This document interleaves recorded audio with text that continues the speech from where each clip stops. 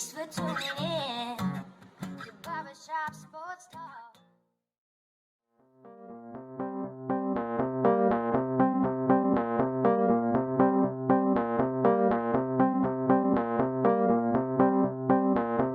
Oh, thank you for tuning in to another episode of Barber Shop Sports Talk, the 109th episode of Barber Shop Sports Talk, with me, your host, Darrell D-Lane, as always. Whether you're listening via Spotify, iTunes, iHeartRadio, Apple Podcasts, WJCU on this Saturday morning, I want to thank you for tuning in. I appreciate it. I got a great show today. Going to have Scotty Johnson, going to talk a lot of NBA with Scotty. Also going to have Ben Karren, host the Sports Squabbler podcast, for our second interview. I'm going to talk a lot of college football with Ben. Things about the college football playoffs. The committee dropped their second installment of their college football ranking system. So I'm going to talk a bit about that. Ben's surprise team for the college football playoffs. You're going to want to hear all that. And like I said, me and Scotty are going to give our takes on the NBA, and it's going to be really interesting.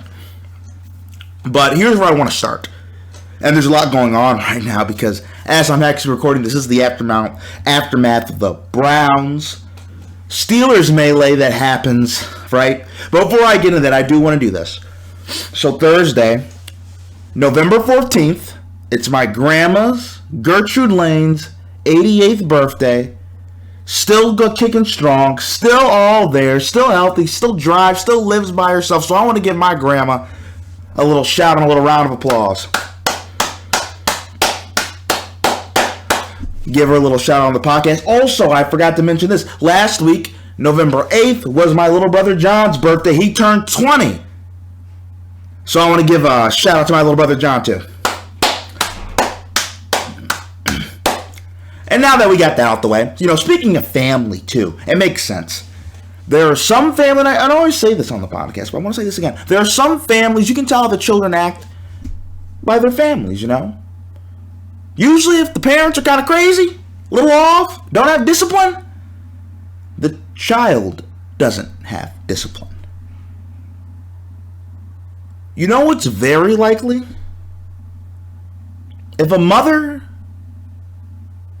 doesn't show up to work, why would you expect her son or daughter to show up to school?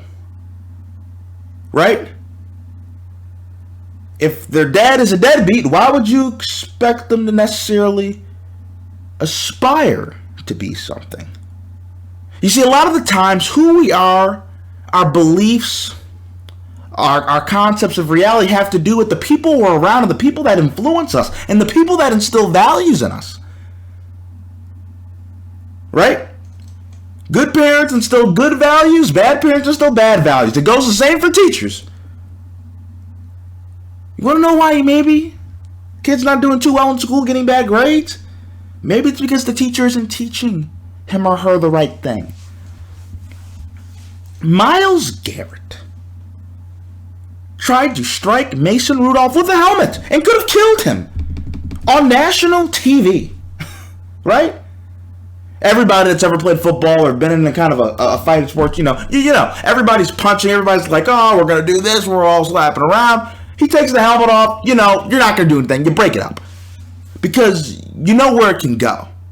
Once you take the helmet off and you try to swing and you hit him, you are trying to now kill him. You could kill him. Or less severe, you can paralyze him. Or less severe, you knock him out. Or less severe, he just gets a concussion. Or less severe, you just hurt him. See, and all those are very bad. You tried to do very bad things to him on national TV. That's not a good thing. And you know what that kind of says and what that emphasizes? Same old Cleveland Clowns. Oh, maybe I should have said Browns. No, Cleveland Clowns. Then they just have a safety who was calling out media members and fans saying who's going to kill them. Freddie Kitchens, this organization, it's corrupt. It's inept. It has no discipline. And Baker Mayfield said it best after the game. This is the type of attitude is why we've been the way we have been for the last couple of years. Even with when you win, you beat the Steelers for the first time in a long time. Right? And after that game, 8 seconds left in the game, you have your best player, arguably Myles Garrett, one of the best players in the NFL, and the argument for Defensive Player of the Year, you can make an argument he's the best player on the team. He decides to do that. And embarrass himself, embarrass his family, and embarrass his team. He did Freddie Kitchens no favors. The kid that's the bully in school, that's always beating up on the little kids, you want to know why he's doing that? And he keeps doing that even though he keeps getting suspended. You want to know why he keeps doing that? Because mom and dad say, oh, okay, Big James, you can beat up on little Timmy at school. No discipline, no authority. You think Myles Garrett would do that if he was in New England? No, because Myles Garrett would get cut on the spot in New England. Bill Belichick would say you're suspended for the rest of the season himself in his press conference. It's shameful. It's embarrassing. It's Cleveland. It's the Clowns. Now cut him next after the break on Barbershop Sports Talk. We're going to have Scotty Johnson on the show. Cut him next after the break on Barbershop Sports Talk.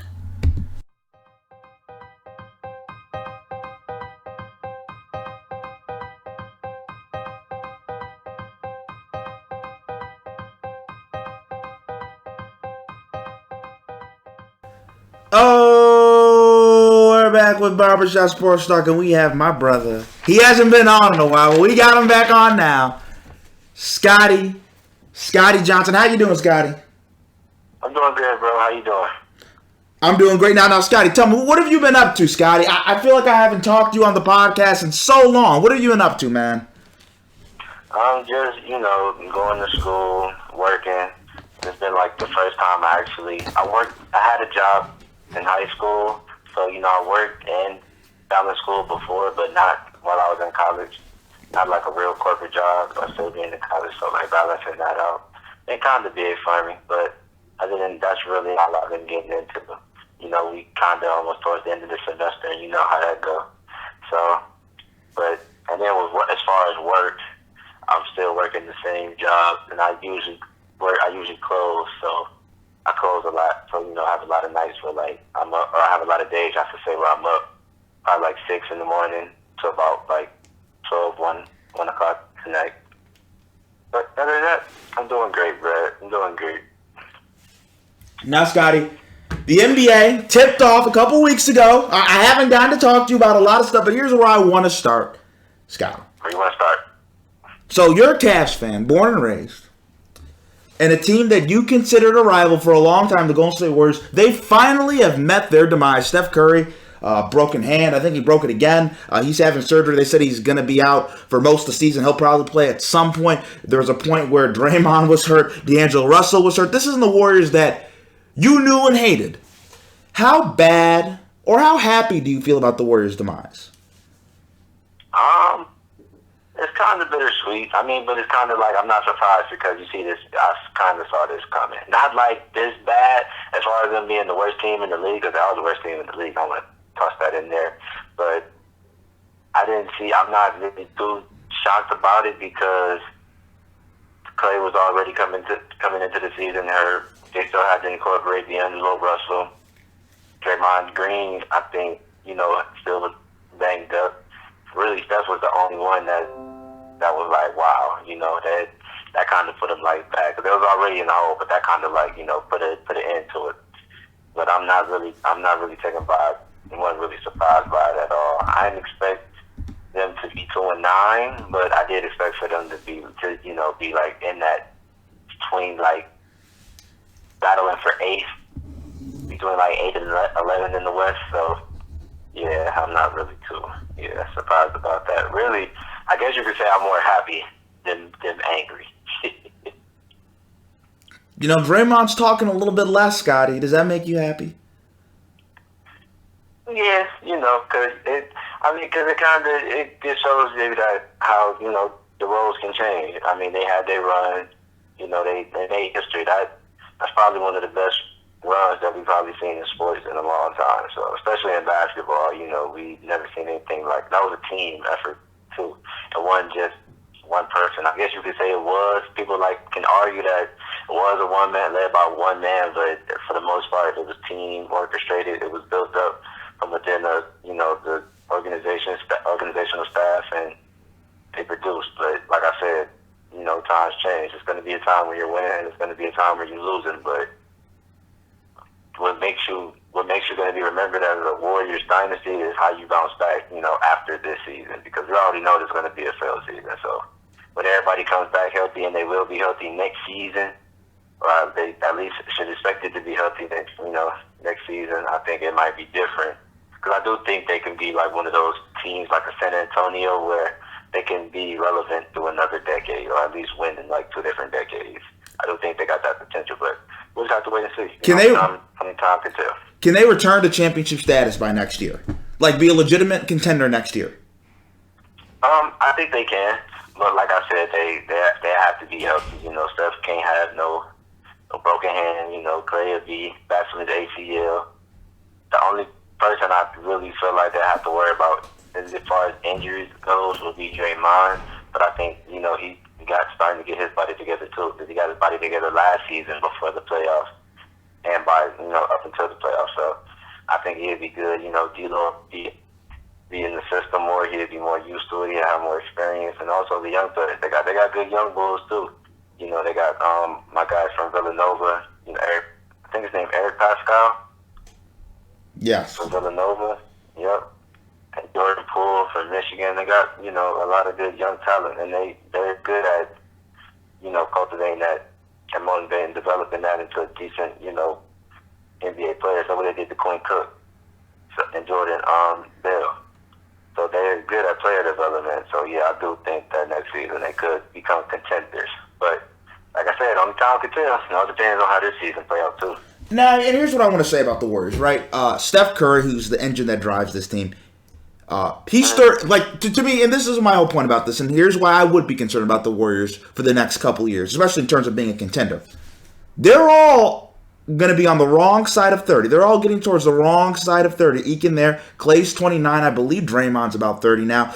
Steph Curry's 31. And here's my thing. While people say maybe it's best that Steph Curry takes a breather, he's played in 5 straight finals, long playoff runs. He needs this rest. Here's what I would say. You only have so many more prime, peak, athletic years in you. Steph Curry is, from this point forward, he will not get any better at basketball. He will get worse. He's in that stage of his career. So how can the Warriors mask that and still be able to succeed? Because if Steph's not going to get any better, if Clay's not going to get any better, and Draymond's not going to get any better, and they're all going to get worse as the years go on, how can they compete? Because I think this generation of basketball is starting to prove, like, the older you get, really, depending on the type of player you is and how good condition your body is, I think that you're not gonna descend per se. Like, as you get older, I think you can get better. It's a chance they can get better. I think their team, it wasn't based on really like athleticism and size. Really, it was based on like shooting, running, and just working together as a team. So like, I think if they can keep those 3, the only reason they could be like contenders is just off those 3 alone and their chemistry together and how they, uplift the team with their leadership and on the court and off the court. So I do think that, the age thing is not a factor. I don't think it's a big factor like how it used to be anymore, because all they do is shoot. And, when you shoot, when you're shooters, as far as like Steph and Klay Thompson, and when you're a shooter, that like, you don't lose that. You can lose athleticism. You might lose the first step, but the shooting, is always going to be there. And I do think like that they won't be as bad, as we think, as like you're saying. I do think they can be like a San Antonio where they'll be winning like almost in their mid-30s. Or not, at least really, because not winning the championship. Because Scotty, I think Steph Curry's days as a top 5 player in the NBA are done. Think so? I mean, he's not better than LeBron. He's not better than Kawhi. He's not better than Giannis. He's not better than Harden. Is he? I don't think he's better than Joel Embiid. Nah, not well, you can't say that this season now because he hurt. You get hurt more as you get older. It's harder to recover, Scotty. It's harder to recover. I mean, but he still got time, no. I mean, he still got one more season. He's not that old, though. He only, 31?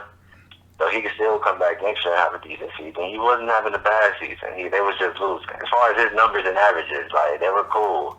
He just, just got the same team around him. Okay, so different team too. So how about this? How many prime years do the Warriors have left? How many years do the Warriors have left where they can be a contender? I mean, as far as all of them being in their prime, we might not see that again. But I don't think they have to be in their prime to be contenders. Okay, how many years can the Warriors still contend? I'd like 2 more, 3 more. I give 2, 3 more years because I do think that is going on. It's definitely like it's not the same how it used to be, but that's also because teams got used to the Warriors too. They got tired of that. Not just the players, also, but just the world. Like the Warriors always got, they say they got lucky. They say they got the cakewalk every year. A lot of that's what the general talk is. Most like sports talk. So they got at least 2 more years, 2, 3 more years. Now. And speaking of the Warriors, right, and resting older players, when you talk about load management now, and LeBron kind of started load management, and then Kawhi took it to a whole nother level, missing games last year, now missing games this year, and the NBA even mentioned a memo, and everybody's been talking about it. Scotty, do you think players should sit, right? You're a paying fan. Do you think that you should be a little pissed if LeBron, Kawhi, Kobe, those guys don't play, and you understand the other side of it, that you want to rest these guys, but where do you fall on that, Scotty?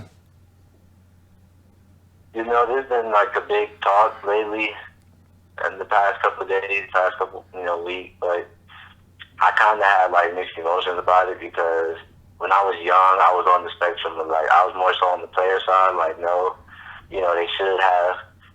they should get, they should, if they feel hurt or they feel like they can't play, they shouldn't play, then they have that right. They know they should know about, nobody know their bodies, how they know their bodies. So, I think that they did have more, I think that did matter. But this is when I was younger, probably I could say in middle school. I used to have this debate in my head all the time.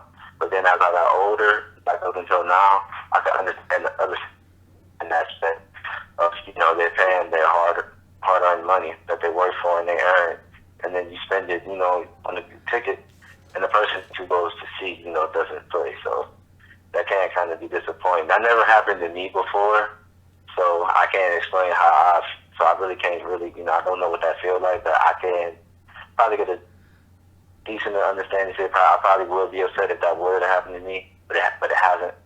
So where I'm at right now with it is that I think either to stop it, I think they should probably just shorten the season because I think that the players don't want to play 82 games no more. Because I think more people are playing basketball at a much higher rate than they did back then, and it's starting to put a lot of strain on the body.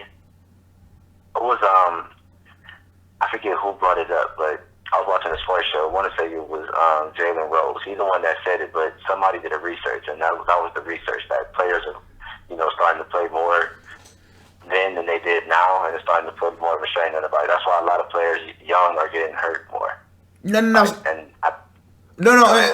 Scotty, what I'm going to say is this too, when you talk about ticket prices, right, for those of people who don't know, and I'll explain this really quickly. Let's say last year, right, the Warriors are coming to play the Cavs. Kevin Durant, Steph Curry, Draymond Green, Klay Thompson.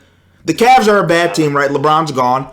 So, but those ticket prices are going to be a lot higher because you have Kevin Durant, you have Steph Curry, you have Klay Thompson. People are going to pay those tickets, right? Let's say my family comes and they drive from Buffalo and they go there and we get tickets, Warriors, Cavs, and then Steph Curry and Kevin Durant don't sit, but we still have to pay for those tickets. Then we're looking at everybody sideways because we already bought the tickets. But if you see, but that's where I was going at. That's why I said they should shorten the season because the players don't want to play the 82. Ain't nobody said it yet, but they don't want to play the 82, so you have to shorten the season. Because I do think at the end of the day, bruh, the players they should have the right because it's their bodies to say whether or not they want to play or not. I understand that side more, but that's why I say they should shorten the season because also the fans they spend their money for it. They came to see you, even though I feel like they should go watch the game and not just one player. I feel like you should, just go enjoy the game, just enjoy being out, just enjoy being in the atmosphere and the environment of the basketball game.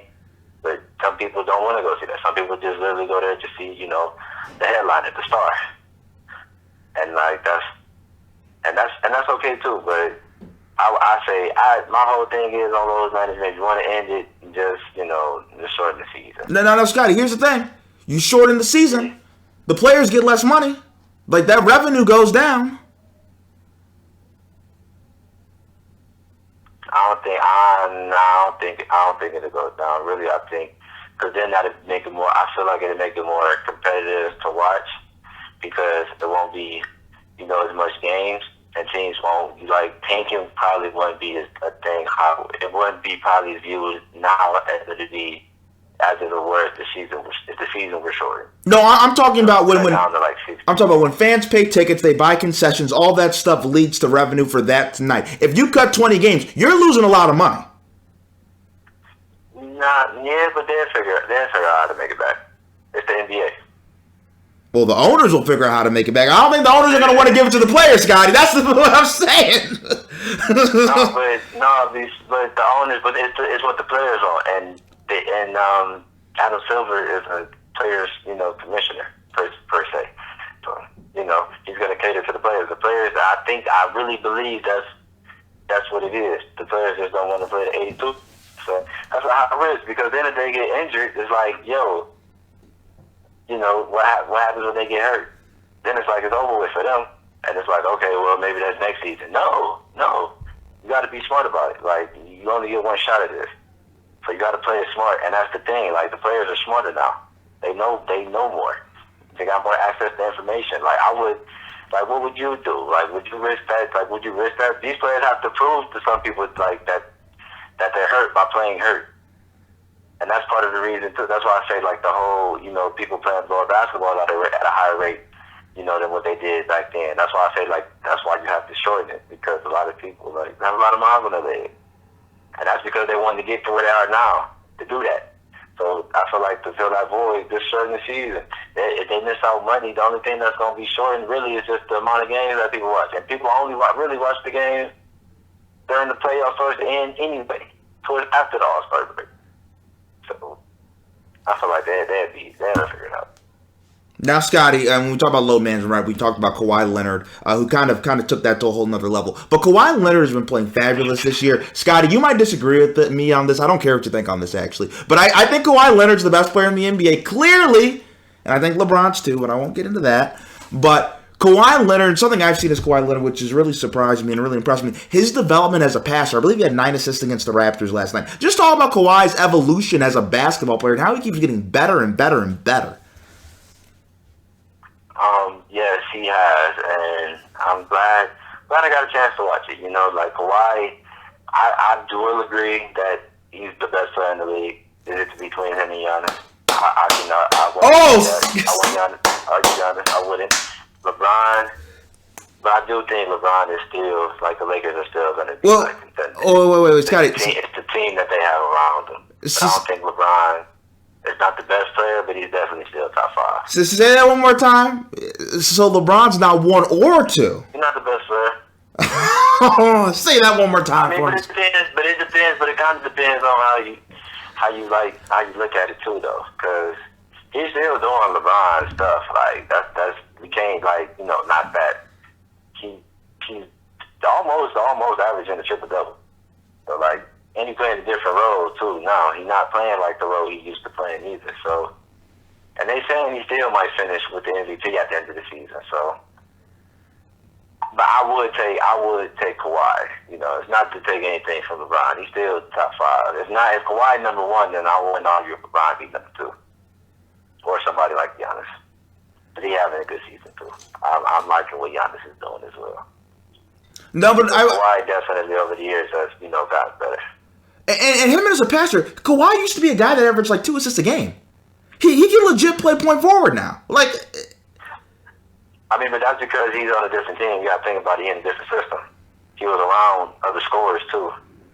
Even when they got older and when they started to retire, he still you know, it was in a role where he was in a position where it was really just him, and like the system wasn't really like, how can I say, it wasn't more so how basketball is played now. I should say where it's just you know, make or miss. You know, either you shooting the three or it's like just straight layups. Kawhi's game not based on that, but I'm saying like the Clippers and the Raptors was more of a team like that than the Spurs were. They played a different style of basketball. You follow what I'm saying? I have a question. I think that's why. I think the passing, he always been knowing how to pass. It's just the systems he's been playing in. Can Kawhi get better than he is right now? Like, do you think this is the best Kawhi Leonard is? Like, this is Kawhi Leonard. Do you think he has another level? Nah, I think this is prime Kawhi. I think his numbers and stuff might change, but as far as like him elevating the game, I think this is it. I think, you know, because he about like, 28, 29. I feel like once he hit about like, 32, 33, maybe 34, that's when you might start to see like, the decline. But I think this is like prime Kawhi, or at least he's entering it. You could argue that, but I'd say he already, after last season, he's definitely in his prime. But I don't think he has another ceiling. I think this is like, this is the best Kawhi we're going to get like for the rest until he starts to decline. Now, reportedly, Paul George is going to play on Thursday. What type of level? Because the Clippers have already been good. They beat the Lakers opening day, and they look like they could be a contender even without Paul George. But once they get Paul George back, finished third in the MVP voting last year, what does that do to this team? Well, it definitely makes them better defensively because they beat the Lakers without Paul George, and that's something. And that's because really, Darrell, I love that team just for defense. I really do. I really do. Their defense is something I've never seen before. It reminds me of like the Detroit, not the bad boys or the 80s, but like the recent one that would beat the Lakers. Chauncey, Rip, Ben Wallace. Yes, Ben Wallace, Chauncey Billups. Not even as far as just play style, just as far as them being grit, grimy, and wanted. That's how I really feel like that's what it's going to come down to in the playoffs and with whoever team that has to play against them. I think it's going to come down to who wants it more. It was the same team that took the Warriors last year in the first round of 6 games. The only team to take them to 6 games outside of the Toronto Raptors, and that was in the finals. And they played the Warriors in the first round of the playoffs. So that says a lot. And all they did was add. They lost a couple people and added two pieces and a couple. Like it was worth. You could say it was worth the trade. So I do think I think the defense is going to get way better. The offense, and I feel like the defense is going to be so amazing that it's going to make the offense just as better. So I'm not even worried about offense. It's just defense is going to be ecstatic. Now, Scott, I want to talk about Philadelphia for a second. Ben Simmons, Scotty, you want to know how many points Ben Simmons is averaging this year? I'm not sure at this moment. I was just looking at the averages too. 13 points. 13 points, Scotty. And he's supposed to be your second best player, your star. He just got a big contract. And I also want to say this. The 76ers are playing the Cavs. Guess what? This is even more funny, Scotty. You're going to laugh at this. You know Tristan Thompson's hit a 3 in Philly and Ben Simmons hasn't? Yes, I have. What is wrong with Ben? And we were just talking about Kawhi being the same in terms of peak and like Curry and how if he's going to get worse. When is Ben Simmons going to improve his game and get better? Or is he just is what he is? I mean, this is 4th season, I believe. No, 5th. This might be his 5th because he sat out. No, this is his 4th. This is his 4th. Okay, yeah, so this is his 4th season. So I think that, because to be honest, outside of his shooting, he has everything else. He can rebound, he can pass. He can set up. He got good court vision. He plays defense. He can switch. So outside of the shooting, he has a complete all-around game. He's tough. He's physical. He's grimy, just like Joel Embiid. I think really that's the only thing that's missing is his jump shot. And I do think that can change. He doesn't even have to develop like a sniper. He can just get to a point where he can, take the shots in the certain spots where he knows he's comfortable shooting. Some shooters, they do that. They just shoot. That's what Steph Curry does. Basically, just shoot from the same spots he feels comfortable. He just gets to his spots. And Ben Simmons Simmons can do that too, but the difference is Ben, by him not shooting, he does like floaters, or like, you know, I'm not sure if you're familiar with how the way he floats it, but it's a crazy floater, and it usually goes in 50. It goes in. It's like 50-50. But the only thing that's missing out of his game really is his jumper, and I do think he can improve that over the next 3-4 years. People told me he was going to prove his jumper after year 2, Scotty, and he still can't shoot outside of 5 feet. That's probably a mental thing, and it's probably the team he's playing for. Maybe he might have to leave, with Philly after his contract, once his contract up. They just signed a side contract, so maybe it's the team, but I think he has the potential too, though. I don't think he's going to be a lost talent. I do think he's going to be a name that you hear, that you keep hearing. And Scotty, how big of a dumpster fire are the New York Knicks right now? Can you say that again, bro? How big of a dumpster fire are the New York Knicks right now? Oh, the Knicks. Sheesh. Man. Why you gotta do it like that, man? That's your city. Why you gotta do it like that? Hey, well, Scotty, you know what else I want to say? What Steve Mills and them did? Scotty, that's black on black crime. How do you do that, brother David Fisdale, like that, Scotty? Man, that's just a league, yo. I didn't think that was real because I saw like a post on, I don't know if it was a fake page or not. I thought they said, like, the post said that they were gonna fire him. Did they fire him? No. Okay, cool. Okay, cool. So they didn't fire him. I mean, it's New York, I think they're going to have to, they can't get a new owner, but I really feel like a part of that is the owner and the management, the staff. I think they're not run properly. But I do think they have like a great talent of young players, though. And if they, develop correctly, I do think they can, develop into a good team in the East. But if, they're not ran properly, so that can either go left or right anytime. So I don't know what's up with New York. We got a better record than New York. I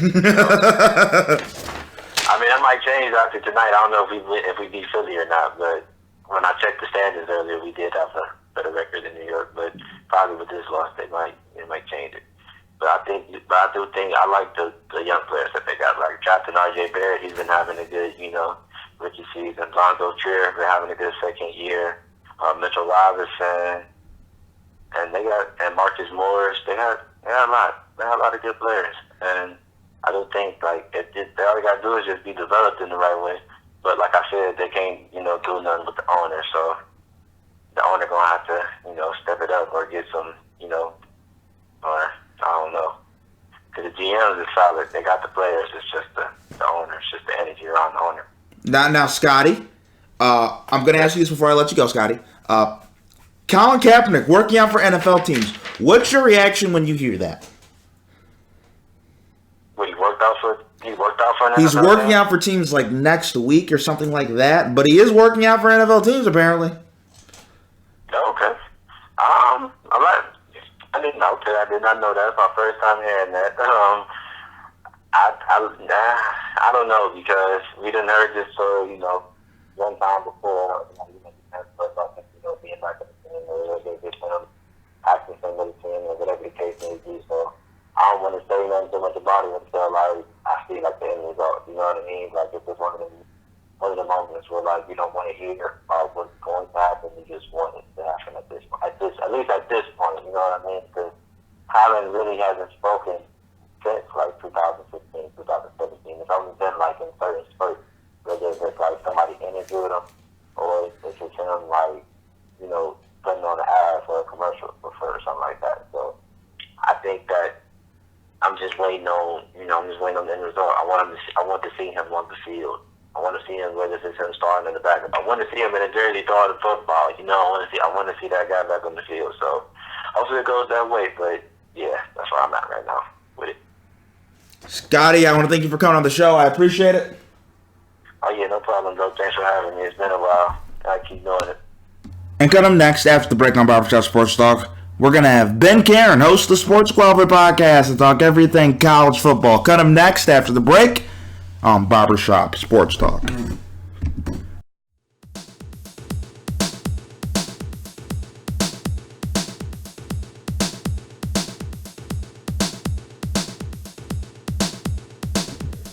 Oh, we're back with Barber Shop Sports Talk, and we have my friend and fellow podcaster, Ben Karren. He's the host of the Sports Squabbler podcast. You can check it out on SoundCloud, and I believe iTunes is right now, Ben? iTunes as well, or just SoundCloud? iTunes, making a push. Okay, iTunes. So you can check him out on iTunes as well, but he's definitely on SoundCloud for sure. Check out Ben Karren. Now, the first thing I want to ask you, College Football Playoff Committee, they released the teams, their top 6 teams. Number 1, we have LSU. Number 2, I believe we have Ohio State. 3, Clemson. And 4, Georgia. 5, Alabama. 6, Oregon. What's your reaction to those 6 teams? I think that the committee got it right for the most part. I wasn't that high on LSU until, I saw them go and play Alabama. And true to my word, I think that Joe Burrow is now the front runner for the Heisman. And they look like a really good team. They've really found a way to open things up on the offensive side of the football. You don't hang a score in the mid-40s against Alabama very often. But they've looked good all year long. So I like them at number 1. I think Ohio State, to me, honestly, they might be the most complete team when you look at offense and defense. It's hard to say, though, because their schedule is so backloaded. We're going to find out a lot about the Buckeyes here in this last part of the season. And that's something I'm looking forward to. I want to see them go and play Michigan and Penn State. And at this point, it looks like if they win those games, they're going to get Minnesota as well.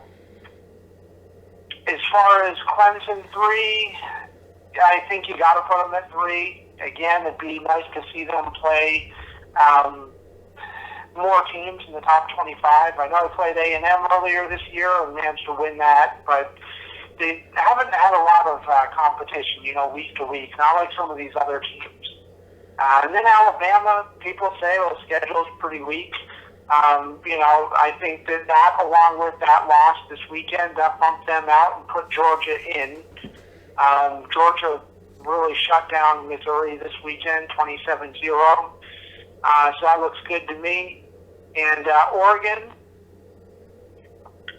definitely a respectable choice as well. But at least when you consider the fact that they were leading Auburn almost that entire game that they lost. I think they only trailed the entire game for a matter of seconds. So, all in all, I think the committee got it right. What are the chances that you think Alabama could get back into the top 4? Because here's what I'm looking at. Right now, if you told me Alabama and Georgia were to play on a neutral site game, I would still pick Alabama. I personally would have Alabama over Georgia. That's just me. I think if we're saying they lost a competitive one-touchdown game to what we now consider the best team in the country in LSU, I think that's still worth them dropping down to 4. Do you think I'm right or wrong on that? Well, at this stage of the game, I'm going to say you're wrong. But I still think there's a chance for them to get back in. The way I see things shaking out, I think Ohio State's going to go undefeated the rest of the way, and they're going to have some very impressive wins. Impressive enough to maybe put them back at that number 1 spot. And then we look at LSU. The end of their schedule for the most part's not bad. I will say, though, and I'm not just saying this because I'm an A&M fan, but you saw the game last year. The Texas A&M is going to come and play. That's a potential trap game for a team that might be looking ahead to the SEC championship games. So they have to really take that game seriously so they don't get tripped up by the Aggies. But I think as long as they take care of business, LSU is going to be in there.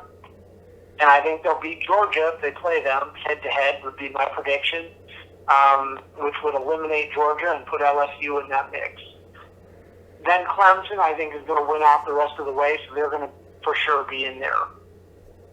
And then I think what you got, Darrell, is you have an Alabama team with 1 loss that doesn't have a very impressive schedule, And you're comparing that Alabama team more than not to potentially an Oklahoma team that might only have one loss, that might be Big 10 champions, or Big 12 champions, sorry.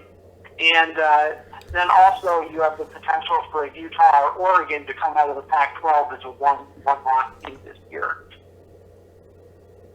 So it'll be really interesting to see what the committee decides to do should that situation take place. But here's my thing.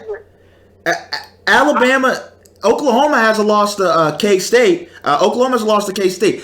Alabama, their only loss is a one touchdown game to the best team in the country that we're calling them right now. That is a very good loss. And I understand that. I agree with you on that. But I guess what I'm saying, to kind of flip the script on you here, is who have they beaten? That's true.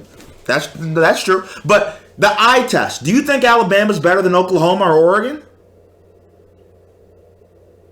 Yeah, I mean, probably. You know, it does in part depend on the health of their quarterback. He was not looking too good at the end of the game this past weekend. For sure, I would say that I'd go with the, Pac-12 champion or an Oklahoma potentially if, Bama's now without the quarterback.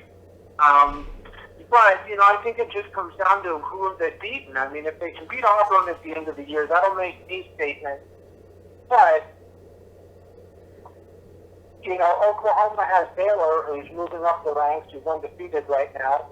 They're going to have a chance to potentially beat them twice, maybe. And then you also have, the winner of the Pac-12. If Utah beats Oregon, that's going to be a good win, and, vice versa for Oregon if they beat Utah. So I think it's just, it just comes down to who do we think, is that next best team. Obviously, eye test would say Alabama, but when you're basing it on factual wins and losses, other teams may have more impressive wins than Alabama.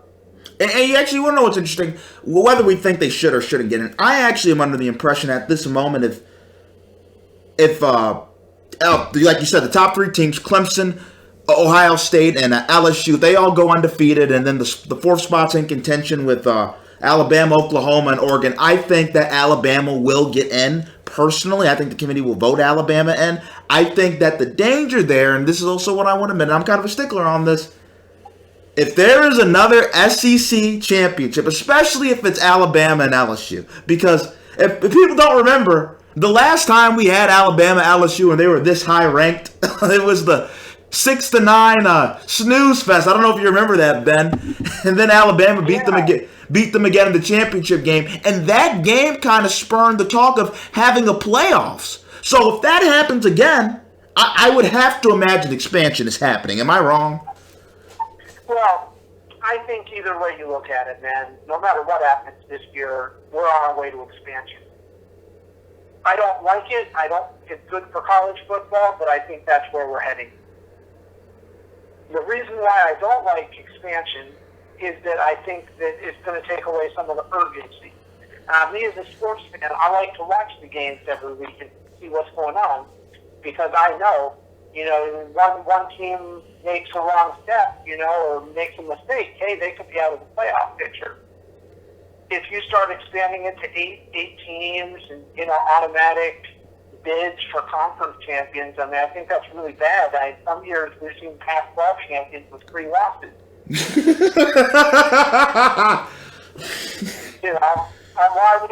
true. And I'll tell you this, and there's also, the politics are going to come into play, and I was listening to Joe Klott talk about this. Joe Klott, teams like conferences like the Pac-12 are upset because, they're Power 5 and their teams aren't making the playoffs. They're going to want an automatic bid. When negotiations come back for all this, teams are going to be upset. I'm trying to tell you, Ohio State's going to be upset again if they don't get in after the second year for some odd reason. Like, teams are going to be upset, and you are right. I think we are heading towards expansion, and I'm not necessarily the fondest of expansion either. I thought college football was fine personally, but I don't know about you when we had the BCS. I didn't mind the BCS. Right.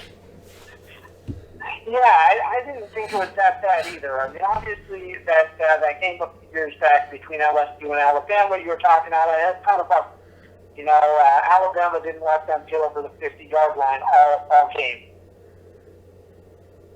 And then just completely dominated. That could happen on any given year, though. I mean, when we look at the Pac-12, we say, the Pac-12 is going to be upset. No, maybe rather than being upset, they need to play better football. That's the truth. I mean, I think right now we're at a point in time where if you don't get in, you only have yourself to blame because you made a mistake somewhere along the way or you messed something up that cost you a game.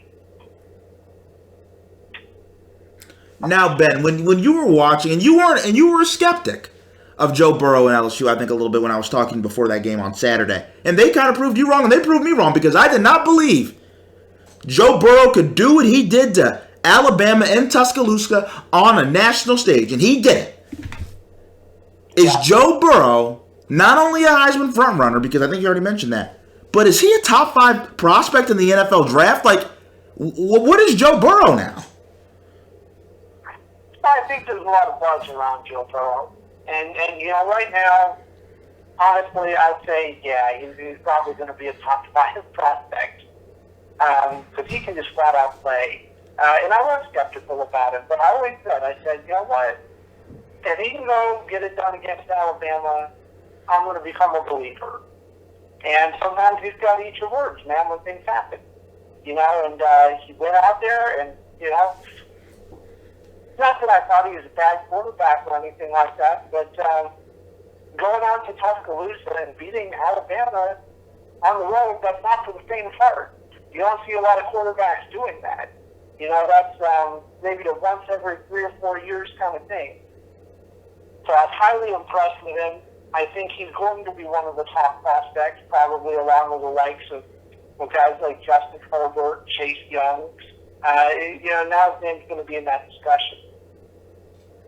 And my question when we're talking about prospects really quickly, when we talk about a Tua Tagovailoa, and I know everybody was talking about it last year, and even when he threw the beautiful rainbow pass against Georgia a couple years ago to win, how much of a great prospect Tua is. Here's what I want to say, and I want your opinion on this, Ben.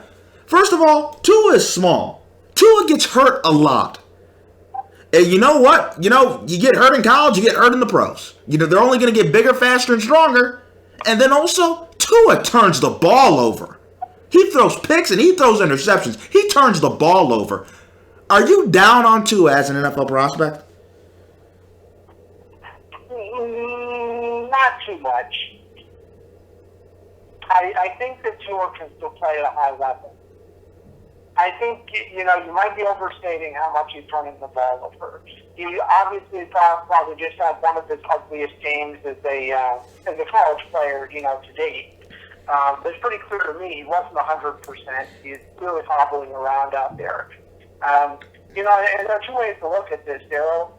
The way I look at it is the dude was injured, and he was still trying to ball out and help his team out, and they only lost by a few points against a really good team. I think right now, as a prospect, he could potentially be better than a number of guys that are starting in the NFL. Ryan Finley and Mitch Trubisky come to mind, just to name a couple. Ben, don't hate on Mitch Trubisky. He's from Ohio. Don't do that. I'm not hating on him, man, but he just, he's not looking good right now. I know. Oh, man, I love the modest honesty, man. I love it. I don't mean to hate on him, but he's just not that great right now. Now, Ben, tell me this. Nick Saban is known for defense, and that defense got shredded. And, Joe Burrow made us a believer. Maybe it's more good Joe Burrows than bad Alabama defense. But which one do you think it is? Because that is shocking, because we do not see quarterbacks do that a lot in Alabama to that team, to that coach. Is Alabama's defense overrated? I think we have to at least have a discussion about that. I think they could be slightly overrated. This isn't the first time that we've seen them get exposed a little bit. Just thinking back last year to the national title game, I think Clemson exposed them a little bit. But, in this specific situation, to defend them, it seemed to me like Alabama made a lot of mistakes early in the game, a lot of mental errors, things that definitely, worked to their disadvantage. And I do think the defense ended up out on the field more than they should have to begin with, and I think the fatigue factor is real for them. So I guess to answer your question, I would say, yes, I think they're overrated, but only slightly. Well, because, Ben, here would be my concern. Let's say Alabama does get in the playoffs. Let's say they get the 4th slot. They're either, at some point, here are the 3 quarterbacks. These are 3 teams that we know are getting in. Ohio State, LSU, and Clemson. So Alabama's either going to have to prepare for Trevor Lawrence, Joe Burrow again, or Justin Fields. They can't stop any of those 3. That's a problem, Ben. Yeah, I agree with you, man. I do think it's a problem, but I wouldn't be ready to count them out yet. We saw what they did a couple years ago when they got in as the 4th seed. And they're not the only team to win the college football playoffs. We can even look further back to what Ohio State did. The first year that the playoff was installed. And they also won the championship. So you should never count Alabama out. But right now, I think those other 3 teams have offenses that are maybe clicking a little bit more than what Alabama has to offer. Do you think it's possible that Nick Saban is a little overrated as a defensive mind? No. I had to bring out the inner Skip Bayless in me. I had to do that. Yeah, boy, that's like a trap question. I can't say that. When you look at it, all that guy's accomplished, in Alabama, and before that at LSU, he's going to go down one day as one of the greatest college football coaches of all time. His pals with Bill Belichick, I think there are a lot of likes. In a lot of ways, I think Nick is like the college version of Bill Belichick. And Alabama is kind of like the college version of Patriots. But he's a great, great football coach. I don't think there's a team in America other than maybe Clemson that wouldn't swap whoever they had out to get Nick Saban. And I say that even as much as I love Jimbo Fisher.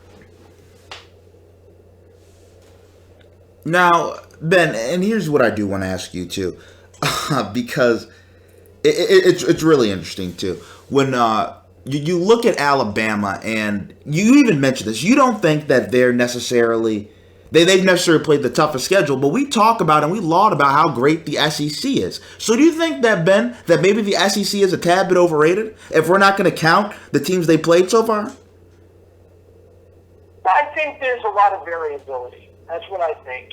And, when we look at the SEC as a whole, and this is just my coming level with you kind of take on the SEC. We look at the West. We know Alabama's going to be good. LSU is going to be good. And typically year to year, Auburn is pretty good. So these 4 teams. Now, on the bottom side of the West, we know Arkansas is terrible. We're not even going to debate that. They're really bad. And then, Ole Miss is down this year. Mississippi State is down. And my Texas A&M team is, somewhere in the middle. I think A&M is a very dangerous team. I think if you looked at a lot of other, divisions, they would probably be a lot closer to the top. But, that's the West. And then in the East, I think really, the only 2 major teams are Florida and Georgia. The only, maybe championship kind of caliber teams. And then you got South Carolina and, Missouri that are pretty good. And then, Vanderbilt, Kentucky, Tennessee right now. Those are all teams that seem to be down to me. So, it just depends. When you're Texas A&M this year, it's a very challenging schedule. You have LSU, you have Alabama. You're going on the road to play Georgia. And you got South Carolina. Alabama, on the other hand, I don't remember everybody they played off the top of my head, but I know they played Tennessee this year. So it's not like they're playing Georgia or anything like that this year. And they're not playing Florida, I don't think. So I don't see really who they've played and beat. They have a decent win against Texas A&M, and that might be the best win of the year so far. I love A&M, but, with the way that things are shaking out, A&M's not a top 25 team right now. Well, let me tell you this. And, Ben, I'm going to say this. They have just as good of a win as Clemson does in beating Texas A&M. And they have and their loss is an admirable loss because I don't know if Clemson could beat LSU right now. Yeah, well, we might find out. Now, Ben. I agree. I see Alabama and Clemson as kind of, equals in a lot of ways because Clemson hasn't exactly played a tough schedule either. Now, Clemson's also the defending champs. Whereas Alabama doesn't, have that distinction. Not to mention, Clemson kind of had Alabama's number last year, and I think some people remember that. Now, Ben, and I really want to ask you this too, Ben, because you were really down on UCF the last couple years. We talked about this a little bit off the air before we started. But a team that could be that Cinderella, Minnesota. Are you believing in Minnesota? Are you believing in them, Ben? I guess it's all in your definition of believe. Can you kind of define that a little bit? Well, Ben, what I'm telling you is, for some reason, if they make the playoffs, they will get blown out by whoever they play. Yeah, I think they're going to get blown out too if they make the playoffs. I'm not taking anything away from what they did this weekend. Is impressive. But, I think really this year, I'm looking at them as probably the team that's going to represent the Big Ten from the West. And I think, they're probably going to go down versus Ohio State in the championship. So they get the right to get blown out by Ohio State.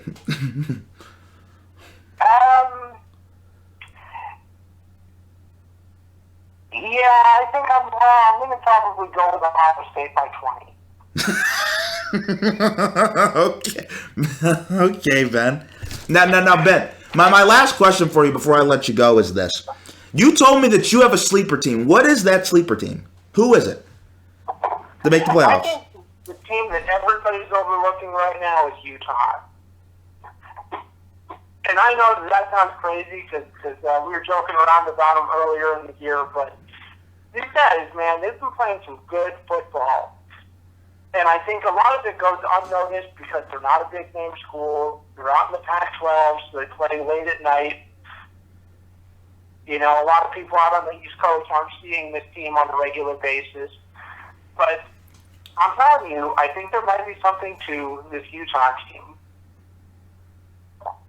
And I think, as much as people might not want to admit it, a lot of the destiny is still in their own hands.